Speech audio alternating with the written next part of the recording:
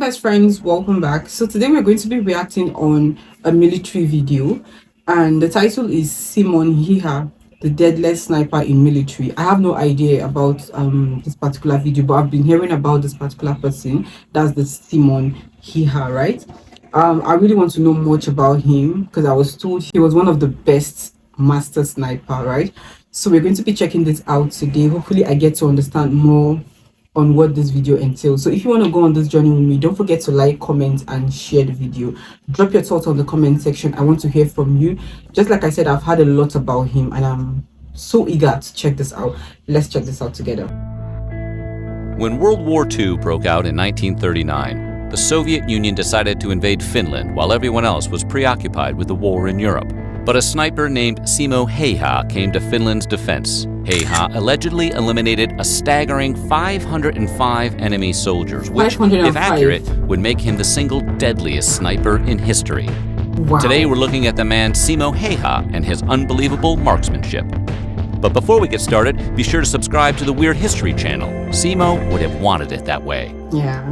All right, let's get sniping. As you might imagine, the invading Soviet soldiers grew to be straight up terrified of Häyhä. Having to patrol the blanched Finnish wilderness with the knowledge that Häyhä could be out there waiting to ping them with a spectacular long-distance shot earned him the nickname Deadliest, which is Russian for White Death. However, Häyhä's fellow Finnish soldiers had a completely different name for him. They called him Taika Ampuja, Magic Shooter. While that nickname may have been as accurate as Häyhä himself, we have to admit it is somewhat less intimidating than White Death.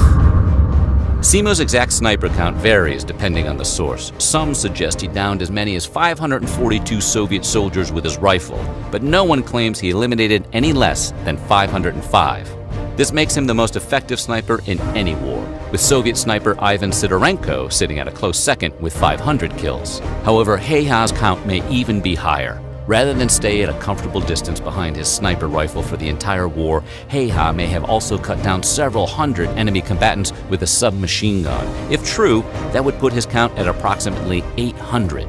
Simo, that is a frightening number. Impressive, sure, but holy cow, you're really good at your job. The real master sniper. The Winter War lasted for a single winter, as its name suggests, which means Häyhä was putting in serious work. In order to achieve his staggering record, Häyhä was eliminating an average of 5 to 6 enemy soldiers every day. Every day. Of course, some days were better than others. Häyhä racked up a terrifying 40 confirmed kills in a single day, scoring 25 and 20 on 2 other record days. The cloud of perpetual death in which he lived saw him promoted from corporal to second lieutenant, the biggest rank jump in the history of Finland's military. Wow. Häyhä did not use a scope to forge his legendary sniper count. He preferred to use the plain old iron sight on his rifle. Yeah, no scope. He's just an all-around old-fashioned badass. Beyond being hardcore, there was a strategic reason for this, beyond just showing off. Häyhä recognized that scopes made his enemies an easy target. In addition to making the target slightly bigger, scopes would glint in the sunlight, allowing Häyhä to spot enemy snipers before they spotted him. At the time, every Finnish citizen was required to do 1 year of military service, and Häyhä had done his 14 years earlier, back in 1925. That was the extent of his military experience. He did join the Finnish Civil Guard as a reservist, which is essentially the equivalent to the U.S. National Guard, but he stuck to his civilian life of hunting and farming right up until the Soviets decided to invade in 1939, at which point he was summoned back to service. If his hunting record was anything like his war record, we suspect the deer around Häyhä's home had a nickname for him too. After he completed his year of mandatory service in 1925, Häyhä was given the option to purchase his service weapon, a standard bolt-action rifle. He bought the gun and spent the next decade and a half mastering it. When he was called back to duty during the Winter War, Häyhä brought his old bolt-action rifle, turning down a more modern rifle with advanced optics. The extreme cold, which ranged anywhere from -20 to -40 degrees Fahrenheit, caused frequent weapon malfunctions among his fellow soldiers. But Häyhä's experience with his bolt-action BFF allowed him to keep the gun functional throughout the winter. Wow. While only having minimal military experience, Häyhä wasn't possessed by the Lord of Incredible Aim. He developed his skill from being a competitive sharpshooter, having grown up a few miles away from the Civil Guard shooting range, which held annual contests. Häyhä regularly participated in these competitions, packing his house full of trophies. Among his accomplishments was the ability to hit a target with his rifle 16 times in a minute at a range of 500 feet, a talent best described as supernatural.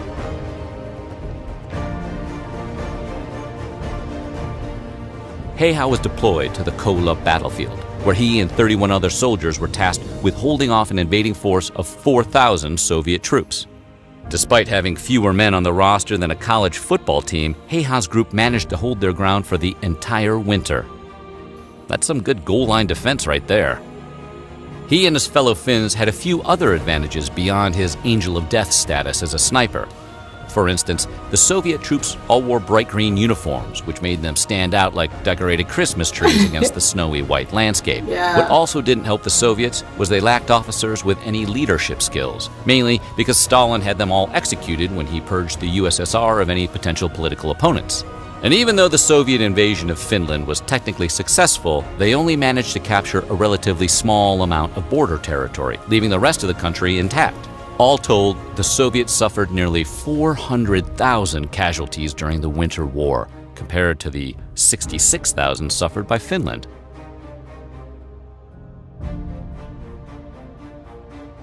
Most snipers shoot while lying flat on their stomachs because it gives enemies a smaller target to aim at. Häyhä fired from a sitting position because he felt the position was better for his aim. He didn't worry too much about making himself a bigger target, as he was just a biscuit over 5 feet tall and would conceal himself in snowbanks and put snow in his mouth to hide his breath. Additionally, Häyhä would pack snow in front of his rifle barrel or pour water on it to freeze it, so that smoke would not rise from it after he fired and give away his position.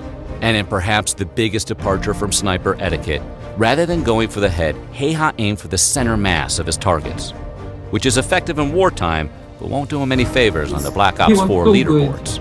So good. Häyhä's reputation as the John Wick of Finnish snipers eventually drew the ire of the Soviet commanders, who finally grew tired of his nonsense and began targeting him directly. Because getting anywhere near Häyhä was out of the question, they began hammering his general location with artillery strikes. When those didn't work, the Soviets sent teams of counter-snipers to take him out, but Häyhä, being the sniper's sniper, dispatched them with bone-chilling ease. Finally, one Soviet sniper got lucky and blasted Häyhä in the jaw with an exploding round. Despite being described by one friend as having half of his head missing, Häyhä refused to die, and after days of reconstructive surgery, he finally regained consciousness the day after the Winter War had ended. Despite getting a portion of his face blown entirely off his dome in a time when medicine was still largely experimental, Häyhä survived World War II and went back to hunting and farming. The Finnish government actually gave him a farm in 1961, presumably both to reward him for his service, and they probably wanted to stay on his good side. Häyhä took up dog breeding and continued hunting, winning the Ruokalahti Hunting Society's Game Cup 5 years in a row. In 1970, he moved into a small apartment where he lived out the rest of his days before passing away at age 96 in 2002. That's right, the deadliest sniper in World War II lived long enough to have witnessed the rise of popularity of NSYNC. Simo Häyhä left his quiet farm life in the winter of 1939 to become the most effective sniper in history, racking up over 500 confirmed kills without even using a scope before returning home to live out the rest of the 20th century in peace. What do you think of the White Death? Let us know in the comments. He was indeed a great hero. Like, he was indeed a great hero. I think, oh my God, he's one of the best master sniper you can ever imagine. I've read about a lot of snipers, and I know how snipers are so good with their shooting and all that. But hearing about Simo Häyhä, oh, wow. With all the skills, I'm sure he had to lay low because of what happened to his jaw or something. And he actually lived long, 96 or something, if I'm not mistaken. Wow, that was actually okay. Like, he lived so long.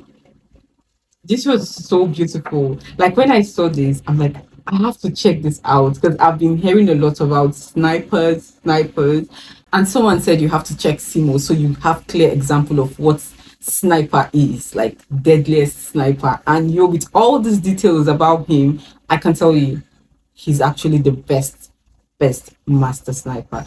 This was beautiful to watch. I literally enjoyed every bit of it, and I hope you guys did. Please educate me more about him on the comment section. Anywhere they feel to make mention, please enlighten me more on the comment section, right? Thank you so much for sticking around with me this far. I'll see you guys in my next video.